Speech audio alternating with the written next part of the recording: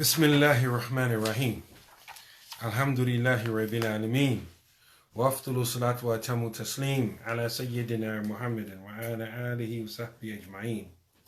Wa radiyallahu ta'ala an sadat al-tabi'een wa ulama al-amalin wa a'immat al-arba'at al-mujtahideen wa muqallidihim ila yawmiddin.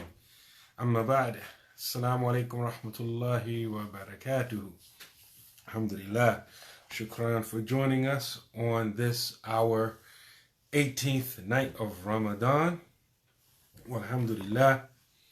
We just finished praying Salatul Tarawih a few minutes ago. Alhamdulillah, we're thankful to Allah subhanahu wa ta'ala for that. Alhamdulillah, what we want to do today is talk about what I've titled The Head and Its Security. The head and its security. Well, alhamdulillah, I'm hoping that we are the type of people who, when we are confronted with an issue, a problem, or something that's afflicting us, that we are the type of people who like to do something about it rather than sit and complain about it or cast blame on one another for it, that we try to really assess why we are having an issue in our life and rectify it. A lot of times when I talk about issues that deal with problems or something that we perceive to be wrong, I always try to relate it or connect it to something that we deal with in our everyday life. And usually when you attach it to the issue and you make a parable that's connected with money or work or something like that, people understand. And then when you take the same principle and try to apply it in Islam, a lot of times we get confused or we don't know what to do. Like, for example, if you're working at a job and your paycheck is short, there's some money missing, the first thing you do is you see how many hours they have you working, and then you check to see how many hours you actually work. And if there's a discrepancy with the hours, you produce your proof that, hey, I worked 40 hours. You only have me working 30 hours. I came into work on this day and I clocked in. And here's the proof of it. You know, you trace the problem until you can fix it, or correct it. A lot of times when it comes to the Deen, we don't do that. When it comes to the Deen, we somehow just continue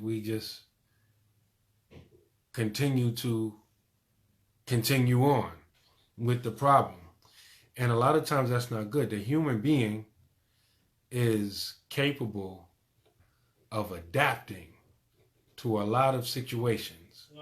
Wa alaikum salam. You out? All right.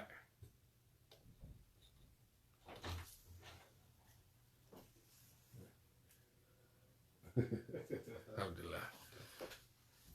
So the human being is capable of adapting to a lot of situations. Like, for example, when it comes to sicknesses, physical sicknesses, sometimes you can have a lot of different things that are wrong with you.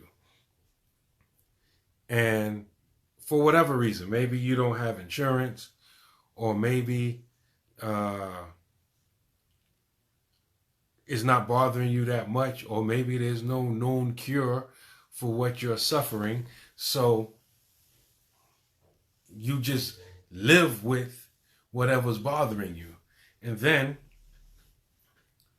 after a while, the thing that was very painful to you, it becomes normal. And likewise, sometimes the situation may change. Like, hey, there's a cure.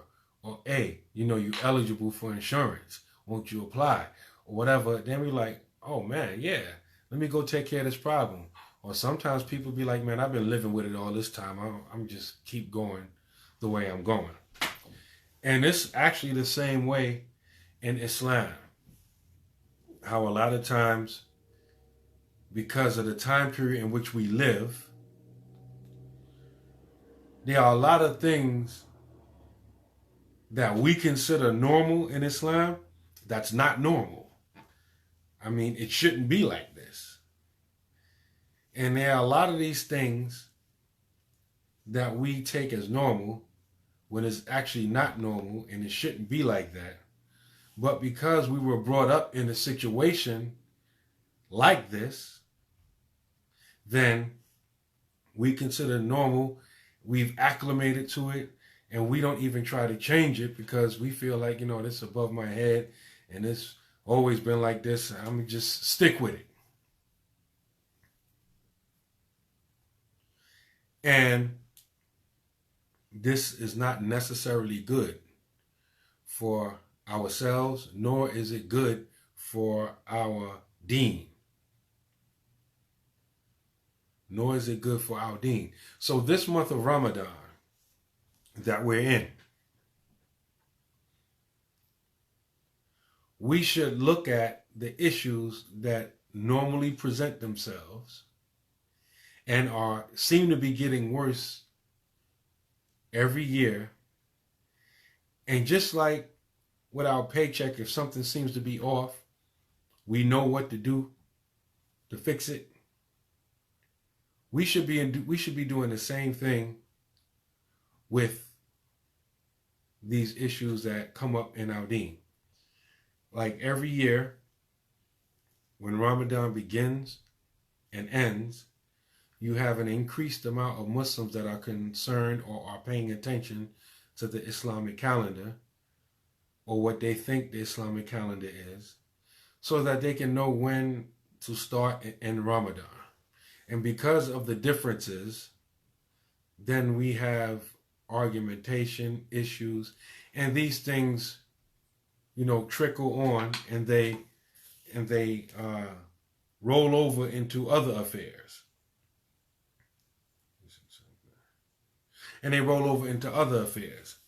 So we should likewise try to look into the issue, like, why are we having this issue?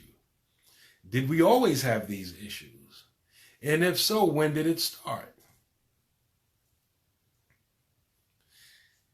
And the issue really goes back, and I think Shehu Uthman Dan Fodiyo, Tagamadahu lahu bi rahmatihi ameen, may Allah envelop him in his mercy. He summarized it many different times, but this is one quote that I love,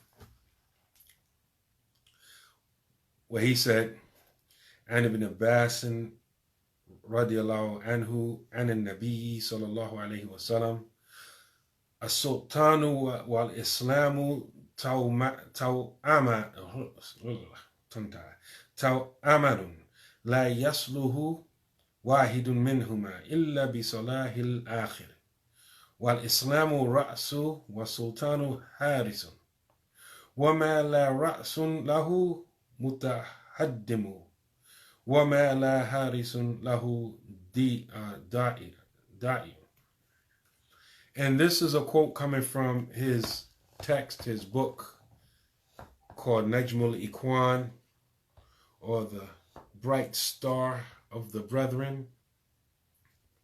And he's actually quoting from another book called Adaru Uthaman fi Manahaji al-Muluk wa Salatin.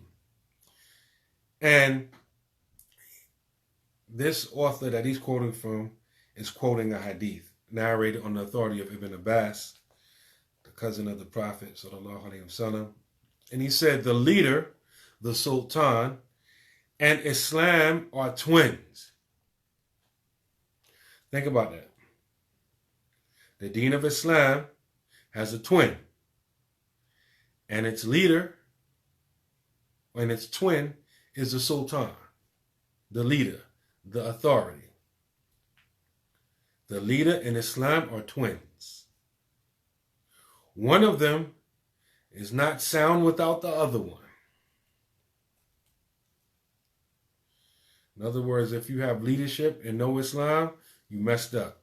Or if you got Islam and you got no leadership, you're in trouble.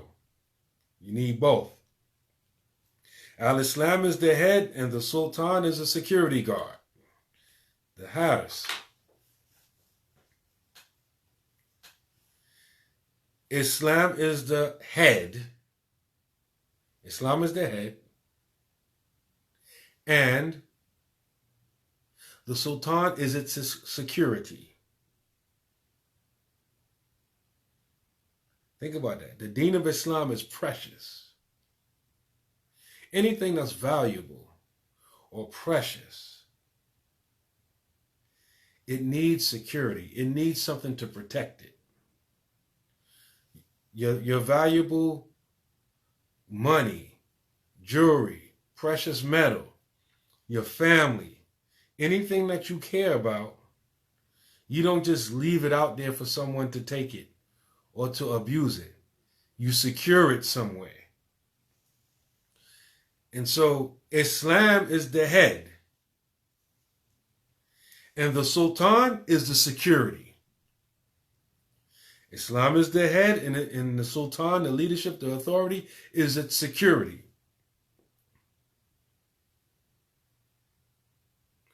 Anything that doesn't have a head will be destroyed. Anything that does not have a head will be destroyed. Okay, so you got the security, you got the tough guy, you got the martial artist, you got the one carrying a weapon, but it doesn't have a head. There's no leadership there. It's gonna destroy itself. It doesn't have a purpose for why it's there, why it exists, why it's fighting, who the enemy is, who the good guy is, how to differentiate between the two. He's just gonna destroy himself. And anything that doesn't have a security guard will be lost or taken. Security. Anytime, for example, someone that's important, it's automatic, it's understood that they have security. In this country, the president has the Secret Service. That's his security. In every country that has a leader, likewise has security. Regardless of what the name is, there's some security. And sometimes when you have security, based upon the nature of the threat, the security has to take different forms. Sometimes you're securing yourself against a threat that has the power, that has the ability to overwhelm you. They outnumber you, or their weapons are stronger than you. So sometimes, for example, they employ a decoy. They get someone to look like the principal, the one that needs to be secured.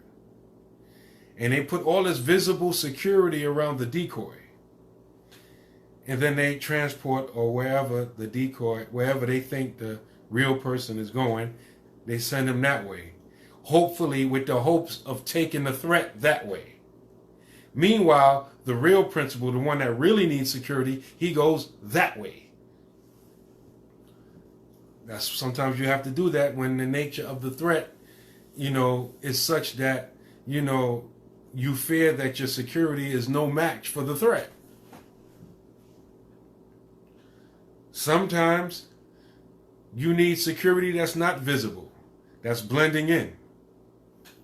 But in any case, he said anything that doesn't have security will be lost. So the point is, Islam is the head, and the Sultan, the leadership, is its security, or is its twin. The leadership, a Sultan, is its harisun, is its security. When you look at our present situation is we have Islam, but we don't have no Sultan. We have the Deen of Islam, but we don't have anything protecting it. This is why the longer you've been around and living and practicing Islam, the more you see Islam being lost. If you've been around even 1 decade in Islam, you see that the Islam that you see now is not as potent, is not as a force or relevant as the Islam that you witnessed 10 years ago. And imagine 20 or 30 or 40 or 50 years ago, for those of us who've been around that long. Just think about that.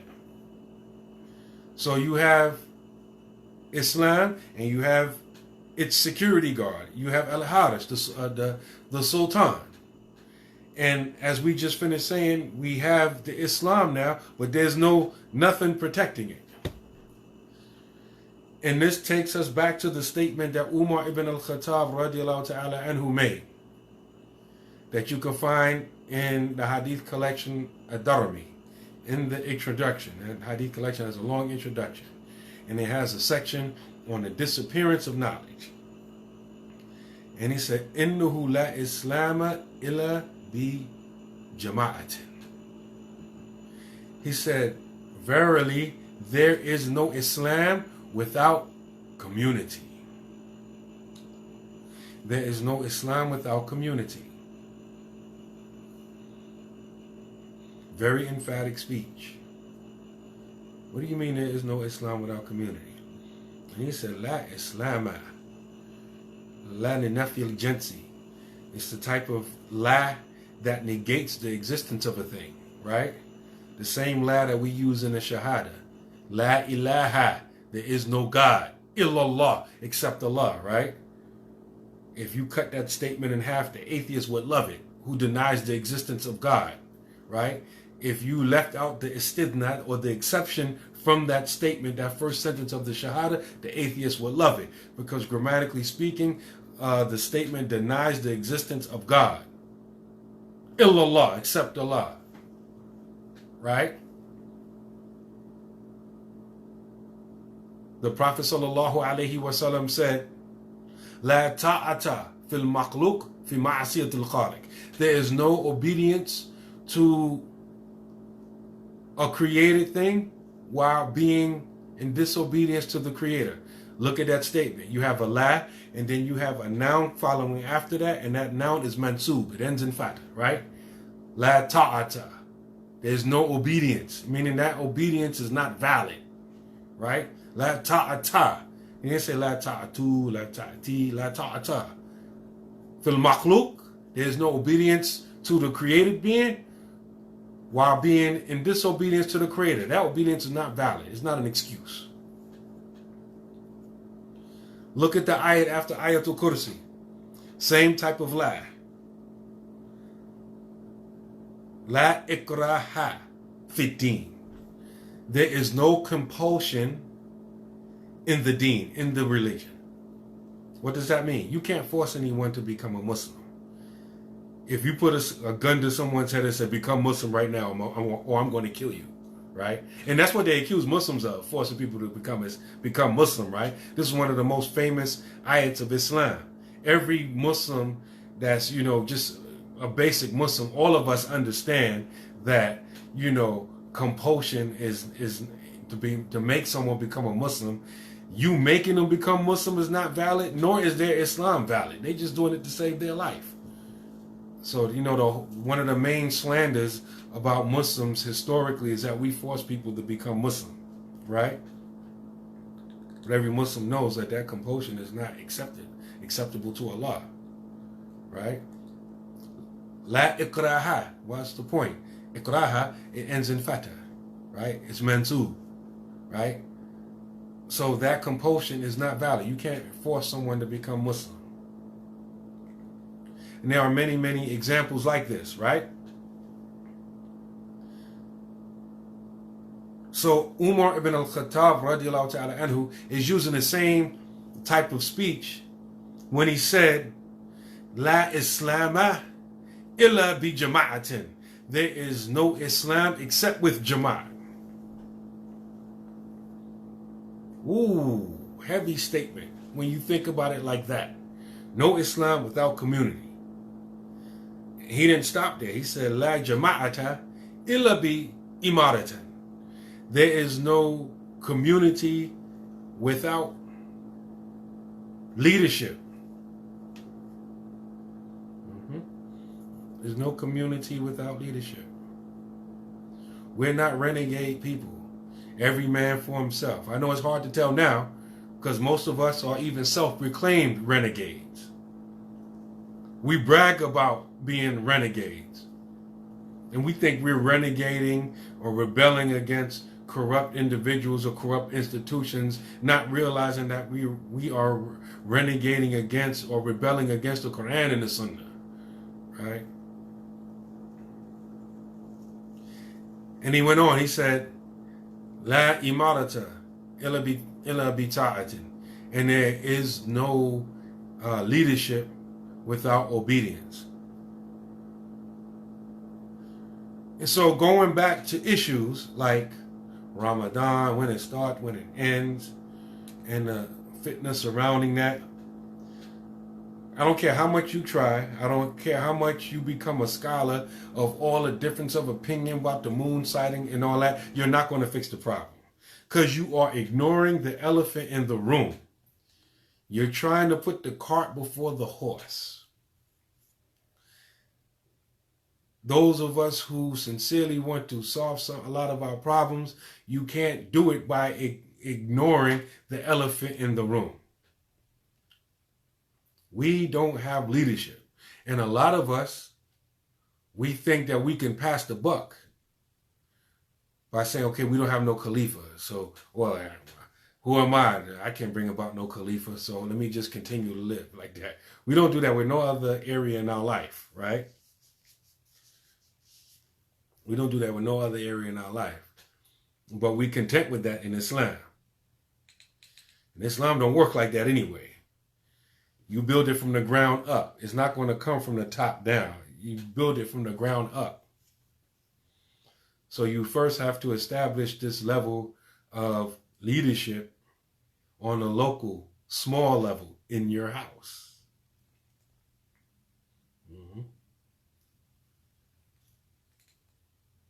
Allah subhanahu wa ta'ala said, وَاعْتَصِمُوا بِحَبْلِ اللَّهِ جَمِيعًا. Right? Hold on to Allah's rope in Jamaat all together. Allah subhanahu wa ta'ala said, O you who believe, Ya ayyuhalladhina amanu, ati'u Allah wa ati'u Rasula wa ul-Amri minkum. Right? O you who believe, obey Allah and obey His Messenger and ul-Amri minkum. And then those in authority among you. Surah Nisa, verse 59. Right? I only quoted half the verse so far, right? Verse 59. When you read that verse, and Allah says, those charged with authority among you, does it not dawn on you that you're supposed to have someone in authority among you, or do you just read past that? It just flies right over your head? Those charged with authority among you. Oh, we don't have no Khalifa. We don't have I don't respect no leadership, and I don't follow no leadership. If you differ in anything, refer it back to Allah and His Messenger. That is better for you and better for final determination if you believe in Allah, right? You just keep going right past that. It don't dawn on you that, hey, Allah says after obedience to the Messenger, He does say, ulil amri minkum. So maybe I'm supposed to have ulil amri minkum, right? Sometimes we miss the real obvious stuff. Like, oh, who is this ulil amri minkum? Who does it refer to? It refers at all levels. It don't just refer to the big chief supreme leader of the Muslims, the Khalifa, or the Sultan. We've been using that word because we quoted the Sheikh and he used the word Sultan. Doesn't necessarily only refer to the Sultan or the Amir. It refers to the the Imam, which is when the term Imam is used generally, is referring to the Khalifa. A lot of times we so far disconnected from, the way things are supposed to be. When we use the word Imam and don't qualify it, we think we're talking about the guy who leads the Salat in the masjid. And actually it's the other way around. Actually, when you use the term Imam, You're talking about the ruler. It's when you qualify Imam of Salat, Imam of the Masjid, Imam of this, Imam of that. Then it gets restricted. But we're so used to living in a backwoods society that when we use Imam, we think the other way around. We think, oh, the guy who leads Salat, the Imam, right? That's just one example of how far, we're used to living with this sickness.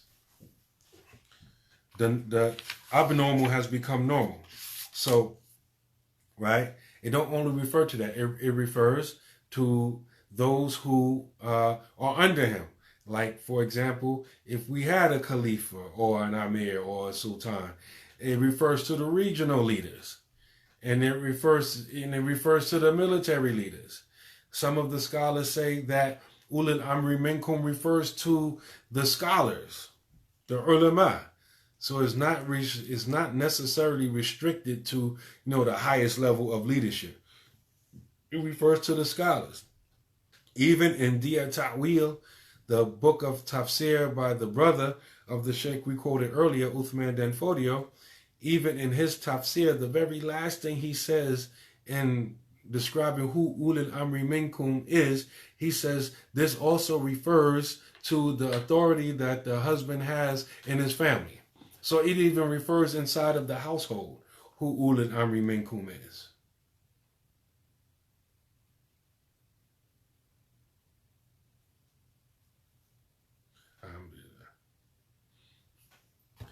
That's who ulul amri minkum is, even in our household. And a lot of us, we have a problem with that because we have a lot of beta males. We have a lot of men who, in various different types of ways, they try to run away from the authority and the responsibility, primarily the responsibility that Allah gave them. And because you have so many of them, you have a lot of women who have become alpha women even inside of their marriage, and they impose their leadership on their husband. And some men and some women is cool with this stuff. But that's not necessarily Islam. And so, the leadership goes all the way down, even in the household. So, we see in this issue, and many issues, and I talk about this a lot. So you may ask yourself, well, what can we do about it? They're not doing anything about it. What can I do? Well, you can do a lot. I'll take it a step further. You're the problem. Who's the problem? You and me. We the problem. It's not our fault we got in a situation. Exactly. But we the one who voluntarily stay in the situation. Let me give you an example of what I'm talking about. I think it's a beautiful quote. Because there's a hadith that says, you are as those who are over you. You are as those who are over you. In other words, the general state of the people produces the leaders that they have. Right? And I think Ali ibn Abi Talib, Karramallahu wajhu, he was challenged during his time. And this is a very famous quote. But I think his answer, subhanAllah, is very comprehensive. If you know anything about the history of the rightly guided Khalifas, the Khulafa Rashideen, you know that during the time of Uthman, there was a lot of trouble, a lot of fitna internally amongst the Muslims. After the death of the Prophet sallallahu alaihi wasallam, you got Abu Bakr, then Umar, then Uthman, then Ali, right? Those four collectively are known as the rightly guided Khalifas, the Khulafa Rashideen. And a lot of the internal trouble didn't start until about 10 years into Uthman's time of governance. And somebody came to Ali and said, man, what's wrong with you, man? You and Uthman. Everything was good when Abu Bakr and Umar were the leaders. Then when Uthman and then you became the leader, now we have all of these problems, all of this trouble. Ali responded, he said, exactly, you're right. The reason why we're having all these problems is because when Abu Bakr and Umar were the Khalifas, People like Uthman and me were their followers. And then when Uthman and myself became leaders, we have followers like you. Whew, comprehensive response. I say that to say that the problem is us. Because when it comes to our money at the job and we feel like something's out of place, we're going to get to the bottom of it. We're going to get our money, even if they have to put it on the next check. But when it comes to the deen, we don't take that same approach. We just, oh man, this is what it is, and we complain about it. Allah subhanahu wa ta'ala says, وَلْتَكُنْ مِنْكُمْ أُمَّةٌ يَدْعُونَ إِلَى الْخَيْرِ يَأْمُرُونَ بِالْمَعْرُوفِ وَيَنْهَوْنَ عَنِ الْمُنْكَرِ وَأُولَٰئِكَ هُمُ الْمُفْلِحُونَ.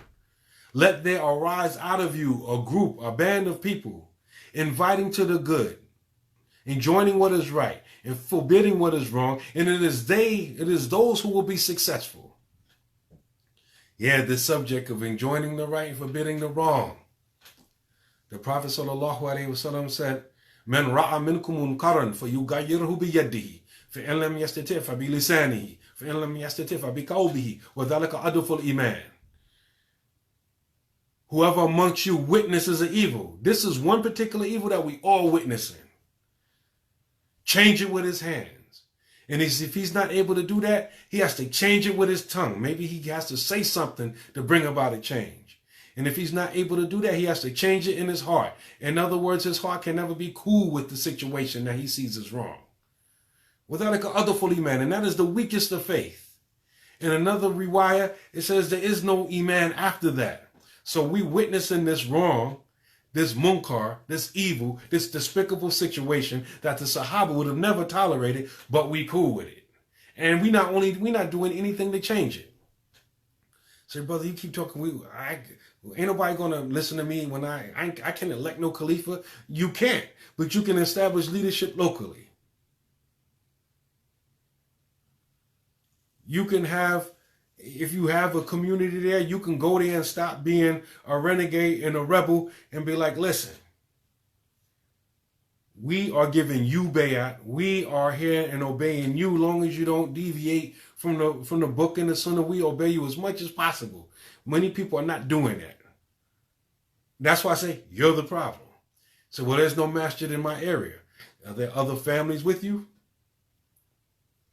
Even when we travel,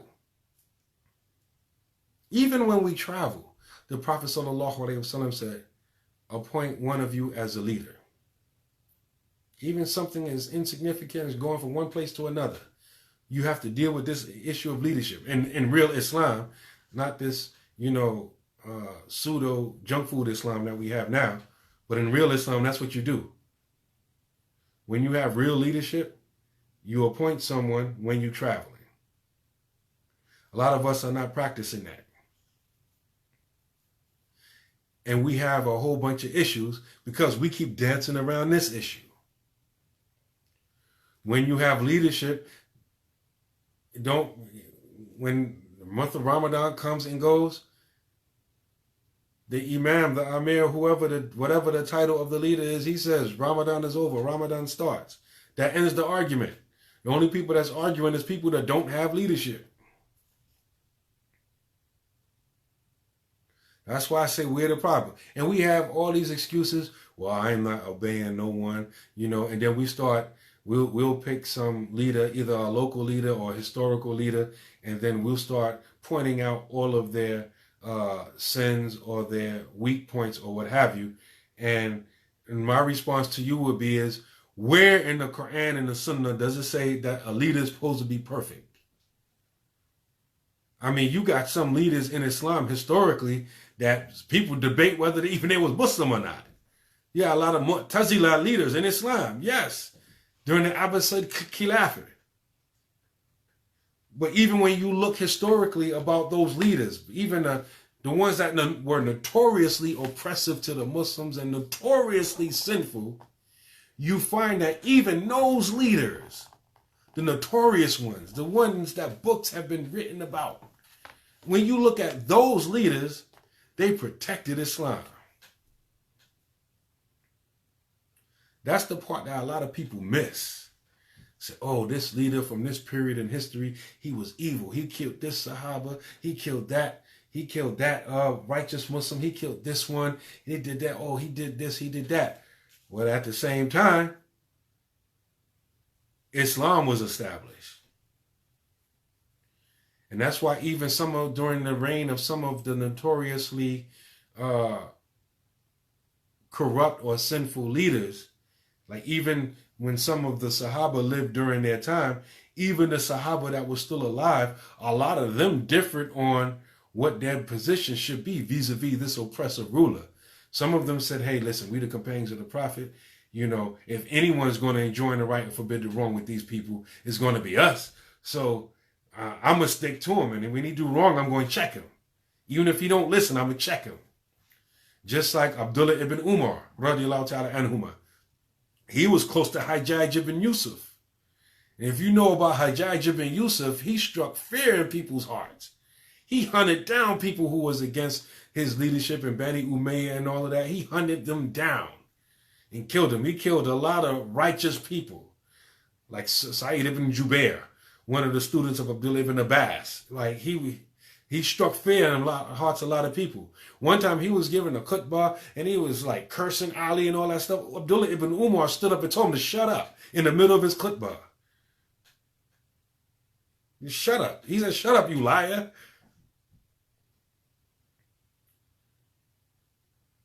Like he was one of the notoriously bad people in Islamic history as far as being one of the rulers and leaders.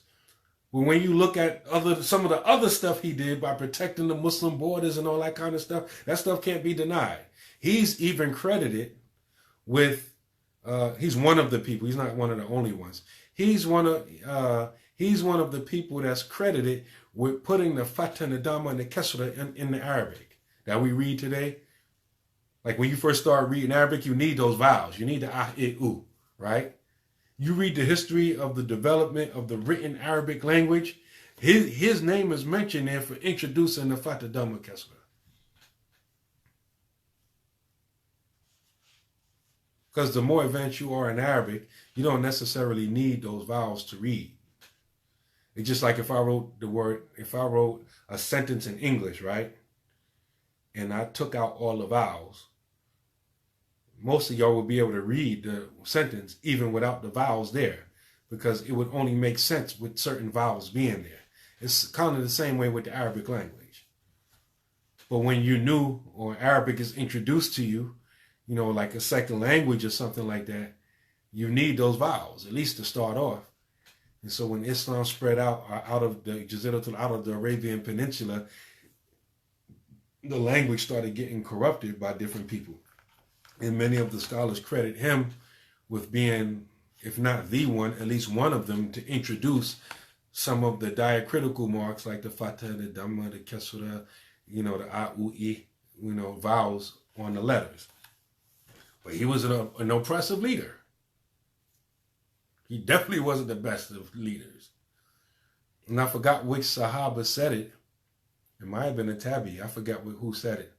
But they say, you know, hey, if of all of the if all of the nations, you know, the people who follow different prophets, were to bring their most oppressive leader that came up in their communities, and we, the Ummah of Muhammad, we brought Hajjaj ibn Yusuf, we would win the competition. That's how oppressive he was.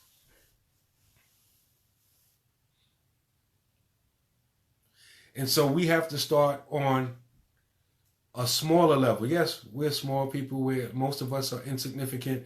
You know, we can, you know, we can maybe affect, you know, the world stage, but even your aspect, your idea of what a Khalifa is and the level of acceptance that you think a Khalifa has, I challenge you, when in history has that ever happened? And the closest that you will come to it is the rightly guided Khalifa's time. But all of that time afterwards, the other 1400 years after that, I challenge you to find a period in time where that actually existed, the way you think, the mythological Khilafah that we think about in history, the romanticized version. When has it ever existed? Nevertheless, that doesn't mean that what did exist was invalid or wrong. And see, we have to get back to, Qawmiyah. And this is another thing that's romanticized and has done us a great disservice. When you look at during the time of the Prophet sallallahu alaihi wasallam, he didn't tell people to abandon your tribe or what have you. When for example, when the whole tribe came to him to embrace Islam, they embraced Islam, he didn't say, okay, all right now, whoever was your leader, whoever was your Sayyid, he's not your leader no more. And one of my close Sahaba, Abu Bakr, Umar, he's going to be your leader. That didn't happen. Whoever was their leader was their leader. He may, for example, send one of the learned Sahaba back to your town or back to your village with you to teach the people Islam. He would send teachers, but he wouldn't replace leadership. And even we have also with example from the Prophet sallallahu alaihi wasallam, if, say, for example, a tribe of people or a group of people from a tribe, embraced Islam, but maybe the leader didn't embrace Islam, then the Prophet sallallahu alaihi wasallam would appoint a leader from amongst those who had taken Shahada from among their people and have someone teach them. This is what the Prophet sallallahu alaihi wasallam would do. And so people you already have leaders among you. If you human being, right? You already, whether you verbalize it or not, you have leaders among you already. He just may not have the title, but you already have leaders among you. When you get together with brothers and sisters or families, there's someone who basically when they speak, y'all listen. That's your leader. You just don't call him that. What I'm saying is that in order to deal with a lot of these issues, you need to formalize that and be in it all the way, not halfway. And that will deal with a lot of different issues, like these issues we have during the month of Ramadan and all of these other issues that we have with many different issues. A lot of marriages, it affects every aspect of the deen. Umar ibn al-Khattab wasn't a liar. It affects every aspect of the deen. We got issues where, for example, brothers be marrying sisters and they already married to someone else. How that happened? Because they community jump, they masjid jump, or they just float in out of nowhere, and you rush to do the nikah without verifying information and seeing who people are. All that, the reason why that kind of stuff is happening and it becomes normal. On top of that, the ignorance. We mean ignorance. Because a lot of people, we Muslim, we don't really know our deen, so we get married, and nowadays it's so bad, it's 50-50 chance your marriage might not even be valid, right? Then on top of that, I think it's a 75% chance that when you got divorced, your divorce wasn't valid. Because we just do just like some regular normal stuff. You just move out the house, don't verbalize nothing. And your actions can be interpreted a whole lot of different ways. And so the woman don't necessarily know if she's married or not. And then she just said, oh, well, he left. Well, I'm going to just find someone else. And a lot of people are in this situation because of ignorance and because of Islamic leadership. When you have Islamic leadership and structure, that corrects all of that. When you part of something like, you can't just leave. You divorcing or not? Did you say it? Did you specify it? You got to let it know. If somebody's going to correct all of that. So we got all of these different aspects of deen. I can give you example after example in each area of the deen, because this aspect is gone. And so this is what we meant tonight by talking about Islam and its security. In order to get the Islam back, number one, you got to protect it. And the way you protect it is with leadership. And those brothers who've been around for a long time, when I say long, I don't even mean that long. At least 20 years plus. If you've been around for 20 years plus, I just give you a real practical example of what I'm talking about. And I think those who've been around long enough, I think if you reflect, you will agree. A lot of times people say, you know, Islam changed in America after 9/11. I don't know. I never really said that too much. In my mind, I think Islam changed dramatically after Imam Na'eem got locked up. I think the impact of his illegal incarceration had an equal or at least a similar effect as 9/11 did. You may say, well, why does him getting locked up illegally on these chumped up charges, how did that, you know, affect Islam and make it real weak? Because then you had structure and you had people who followed him that didn't mind putting in work. Even during that era, you had people that would literally secure the Imam and all of these, and they weren't the only ones. And I don't have to get too specific. If you need me to spell it out, then I'm talking to the wrong person anyway. So if you need to get spelled out, just do some history. So that's my opinion. I don't necessarily think it was 9/11. 9/11, to me, is just like, in my mind, it's in the same category as this, what we're going through now, this pandemic, you know, this COVID, right? I think when 9/11 happened, just a line was drawn on in the sand, and some of us were on this side of the line, and some of us were on that side of the line. And I think it's the same thing with this pandemic. When this virus hit, you know, some of us were on this side of the line, some of us on that side of the line. I don't think it was necessarily the cause of anything. It's just the situation is making us open our eyes to see who is where. So, alhamdulillahi rabbil alameen. That's all I have to say for this evening with regards to Islam and its security. And to read the statement again, I'll read it in English. Shehu Uthman ibn Muhammad ibn Uthman, known as Dan Fodiyo, may Allah envelop him in his mercy, Ameen, said, it has been narrated on the authority of Ibn Abbas, may Allah be pleased with him, that the Prophet sallallahu alaihi wasallam said,